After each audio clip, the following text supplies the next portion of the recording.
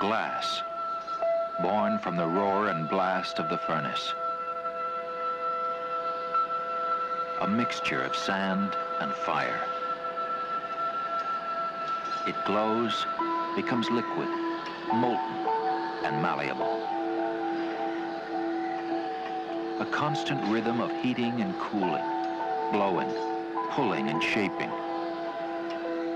For 1,000 years, a tradition of perfecting techniques, of passion for the material, and of inventive genius. The masters of Murano, part chemist, part poet, part painter, part magician, creators of beautiful objects for eternity.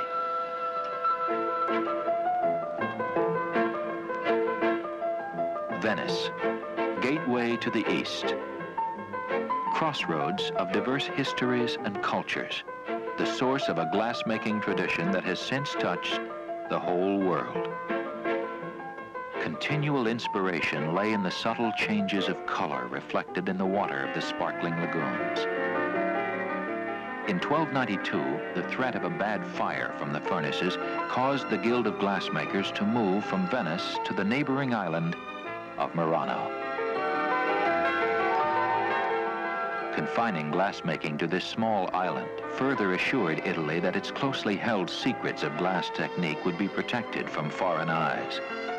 Since then, generations of Murano families have been devoted exclusively to the evolution of glass as an expression of beauty.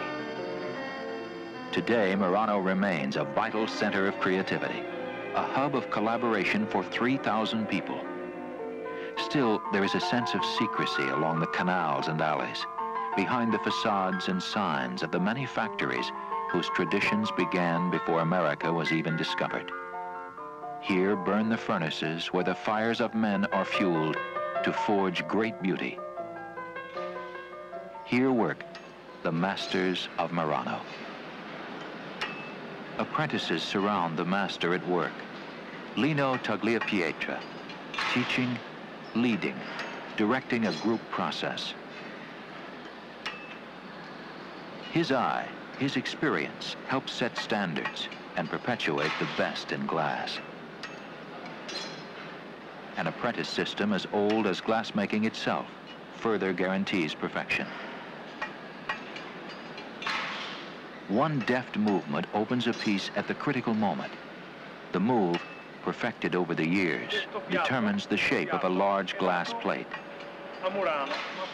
Tagliapietra speaks of Murano's special position in the history of glassblowing. This plate was born in Murano, only exclusively in Murano.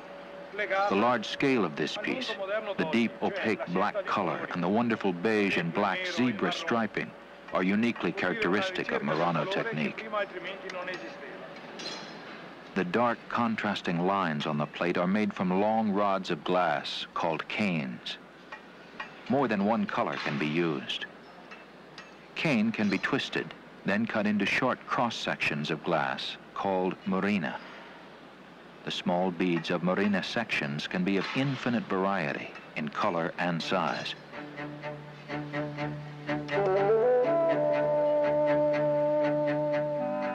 The making of the canes is an art unto itself. Some glassblowers make their own, but there are also specialists who do nothing but make canes for the masters to use. This cane maker works directly for Tagliapietra. He cuts a murina especiale made to commemorate a special congress held in Venice. Each letter, each detail is a tiny piece of glass.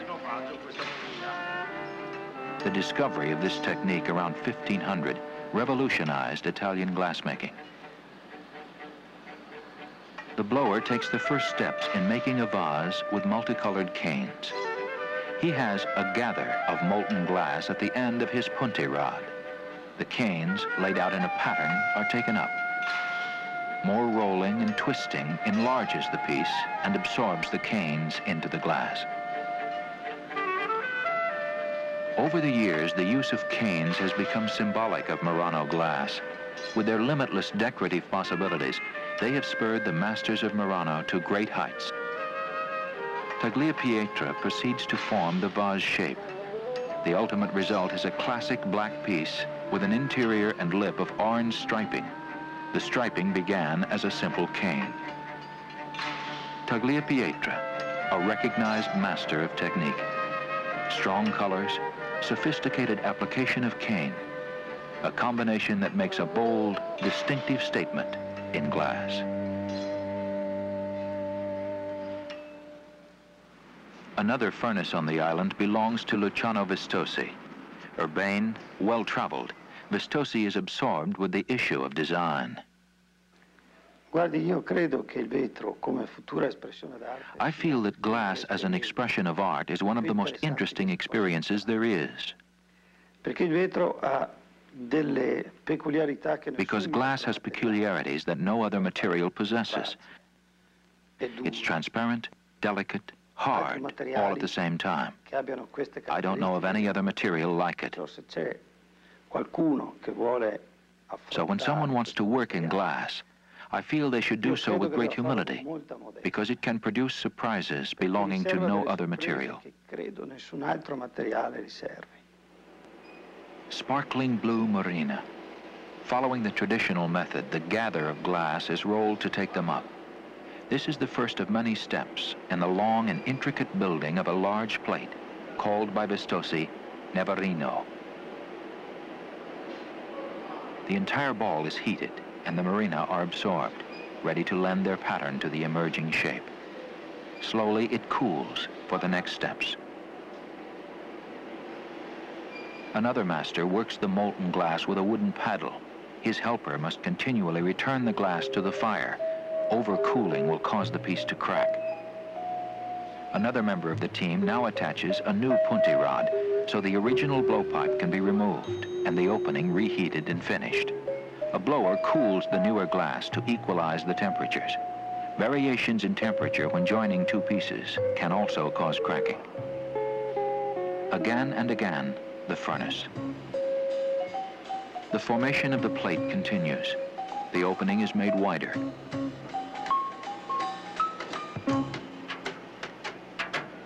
Excess glass is carefully cut away. And always the piece must be returned to the fire.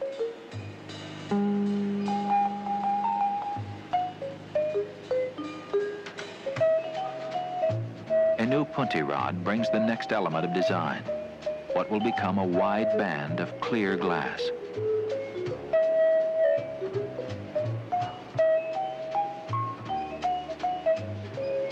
A few drops of water applied at the precise spot cause the glass to crack.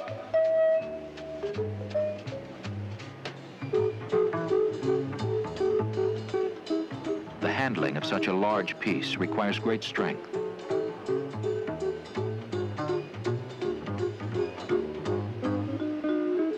The final step is the tedious application of a small bead of cobalt glass, which will accent the entire plate. This step is taken only by a master.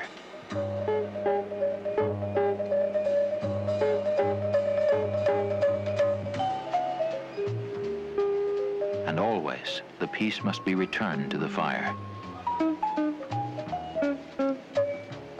Tweezers and paddle, the same for 800 years.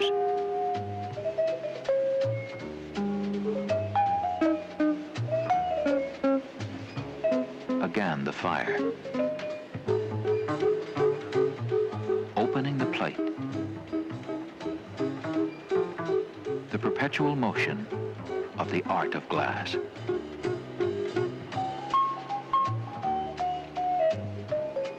Vistosi watches carefully to be certain the plate matches his high standards.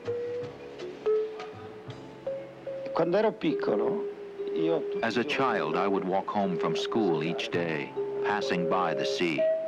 In the winter months, the colors of the sea were constantly changing between blue and green.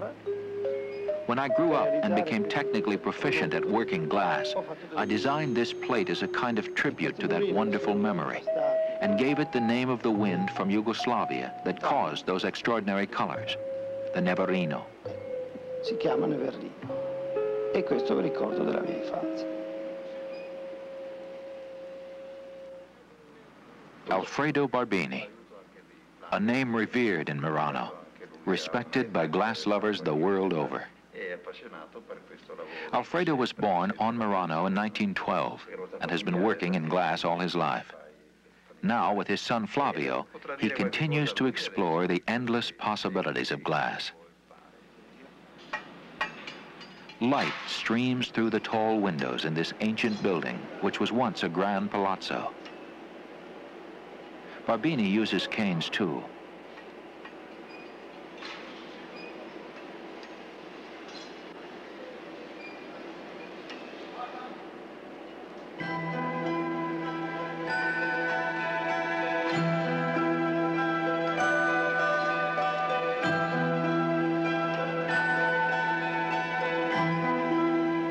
The steps are familiar, but always new.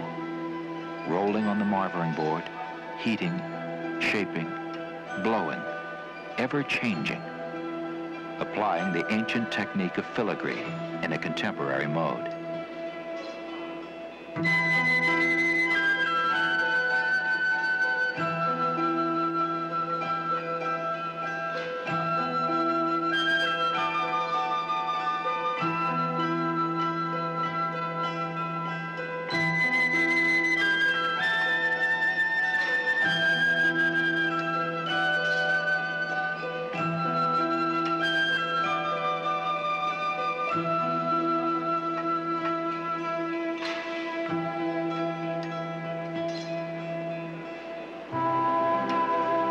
The team has done much of the preliminary work for Barbini. He must conserve his strength for the critical moments in the making of this bowl. Alfredo is one of the artists most responsible for the development of a modern sensibility in the glass movement. He left behind the stereotypes of Murano glass and confronted the medium with a regard for form and function.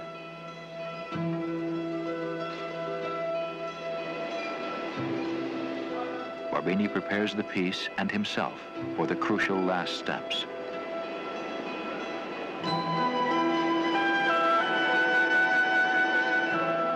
With the full force of a young man, he swings the piece to achieve the desired effect of a falling handkerchief.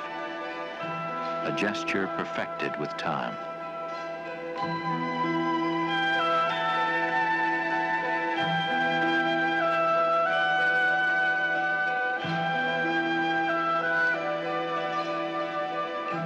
The final touches are made. The measurements are correct. An artist fulfilled again.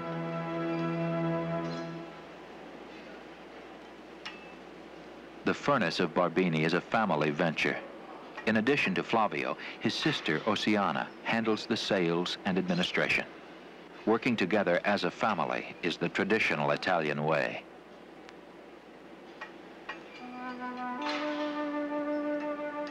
Alfredo and Flavio collaborate closely on all new designs.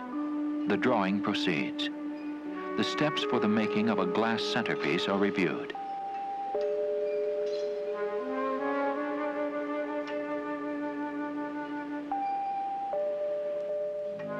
The base, the bowl, the rim.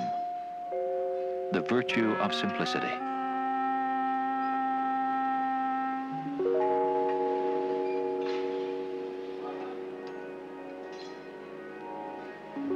The realization begins.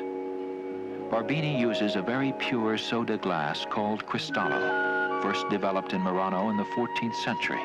It has remarkable clarity and sparkle. Barbini shapes and forms and measures and turns. His team watches and learns as he pushes the medium to its limits. His control of the vitreous material is perfect. He is clearly a master whose talent and authority are undisputed. A master of Murano.